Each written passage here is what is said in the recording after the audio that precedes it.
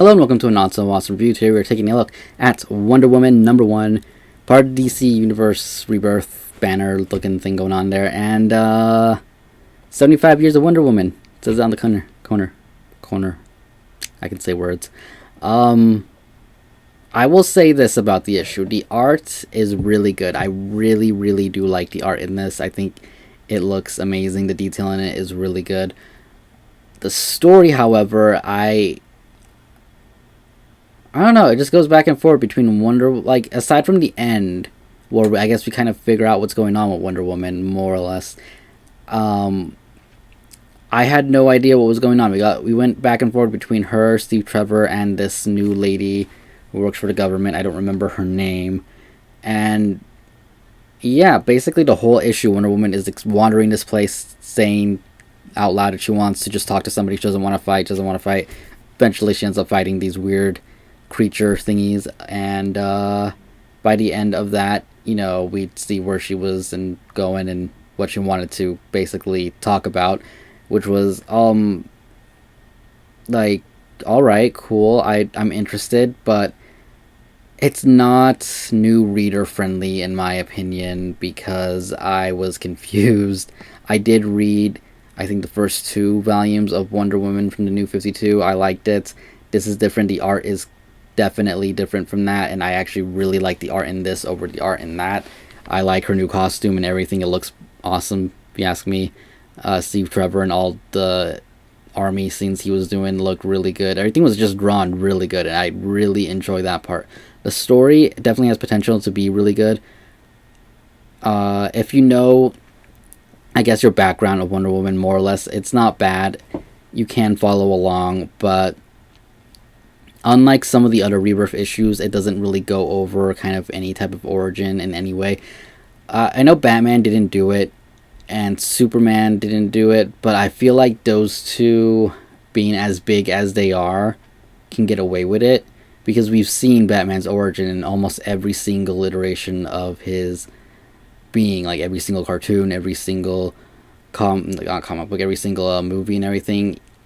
Even when it doesn't need to be there, like Batman v Superman, they really didn't need to show anything involving his origin, but they did, and it was kind of a main part of the movie in the end. But I know a lot of people didn't like the movie, so I'm just gonna end that there. But like I said, it's overdone. We know what it is. Same thing with Spider-Man. We know what his origin is. Wonder Woman, her origin, I mean, I know what it is, but I don't feel like it's been oversaturated like all the other ones that I just mentioned. So for somebody who watched Batman v Superman or something like that, or is interested in the new Wonder Woman solo movie coming out, they want to know more of the character, they don't know much about her origin or whatever, they just know her from maybe the Justice League cartoon show or something, this isn't really going to go over her origin. But that said, issue 2 is going to be Wonder Woman Year 1, so I assume that's where they're going to put all of that in. The only complaint I have with that is that, and I mentioned this last time, it should be its own solo series. I don't know why they're doing issue 1, this storyline, issue 2, year 1, issue 3, back to this storyline, issue 4, back to year 1. It feels messy. It feels like you could have just split them up and done Wonder Woman Year 1, this series, and then this series of Wonder Woman, because not everybody is going to want to read both. I can imagine a lot of people will, but there's going to be people who don't want to read both, and if you have a pull list, you can't really subscribe to one without getting both, so you're going to have to go in there manually every, I guess you can do it once and then have it set depending on how many issues it's going to be, but still, it's more of a hassle than it's worth, and I just feel like it should have just been 2 separate things. That's my opinion on it.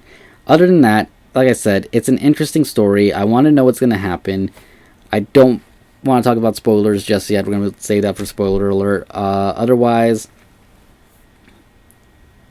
I want to say 3.9 out of 5. Because like I said, it's not a bad story. It's not a good way to learn about the character for an issue #1 that, a lot of the other series, like The Flash that I just reviewed a few minutes ago, that did a good job. The Aquaman Rebirth issue did a good job at. Teen Titans did an alright job. It wasn't the greatest, but we haven't gotten to issue 1 officially yet, so we'll see. Maybe it'll do a little bit better. And Aquaman, which I'm gonna do a review on after this, it, you know, like I said, the Rebirth issue did a good job in that. Actually, issue 1 is doing a decent job keeping that up. But yeah, like I said, it's good. I like it. I do like it. I like the art a lot in it. I do want to read more of it. But I feel like for an issue, I feel like this could have been a good issue number 2. I mean, it's just the Rebirth issue ended with her going to Olympus, I think. And if I'm remembering correctly, I feel like there's no connection from there to here unless something else happened in between that I don't know about. So it's kind of like, what is going on? I thought she was going to go there. I don't know. I'd have to go back and read that issue or just look over the last few pages of that issue to be sure. But it does not feel like it's playing off from that issue, and that's just odd to me. So, yeah, I don't have much else to say. Maybe that issue will tie in with issue 2 of this, which will be the year 1. Maybe Diana will be talking, like, kind of in the third person, and she'll be the one narrating her story, and while advancing that story from the Rebirth issue. I can see that happening. But if that's the case, then that should have been issue 1, and this should have been issue 2. But that's just my opinion. I don't really know. I'm just speculating here. Anyways, that is my review for Wonder Woman. Like I said, the art is really good. The story seems interesting. And, yeah, if you want to pick it up, I would say give it a shot. It's $2.99. I think that's the best thing about these DC Rebirth thing, is that now all the issues are $2.99. So it, you know, $2.99 is $2.99, but it's not $3.99, $4.99. So it's a little bit easier to get it, especially if you get a discount at your store, or get it online and get a discount or something. But yeah, I hope you guys enjoyed this review. Thumbs up if you did, maybe, possibly. Comment down below, maybe, I don't know, and subscribe for more. And I will see you guys later. Thank you for watching. Goodbye.